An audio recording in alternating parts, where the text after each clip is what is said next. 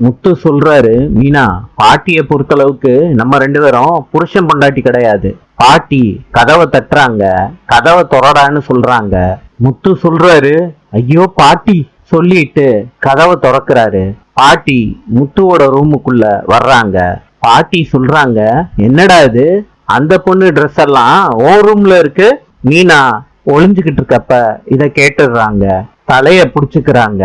பாட்டி சொல்றாங்க, அந்த பொண்ணு ரூம்ல தான் இந்த ட்ரெஸ் எல்லாம் இருக்கணும், நான் போய் கொடுத்துட்டு வந்துடுறேன்னு முத்துவோட ரூமை விட்டு போறாங்க பாட்டி. பாட்டி கதவு தட்டுற சத்தத்தை ஸ்ருதியும் ரவியும் கேட்டுடுறாங்க.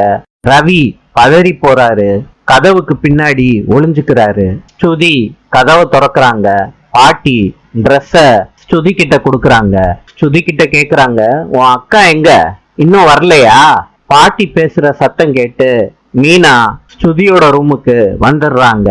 ஸ்ருதி சொல்றாங்க, பாட்டி இதோ வந்துட்டாங்க என் அக்கான்னு மீனாவை கட்டி புடிச்சுக்கிறாங்க. பாட்டி கதவை சாத்திட்டு போயிடுறாங்க. ரவிய பார்த்து பாட்டி கேக்குறாங்க, காலேஜ் படிக்கிற பையன் இவ்வளவு லேட்டா தான் வருவியா? வீட்டுக்கு போடுற ட்ரெஸ்ஸ போட்டுட்டு போயிருக்க? முத்து பின்னாடியே இருந்துகிட்டு தலையில கைய வைக்கிறாரு. நாளை சந்திப்போம்.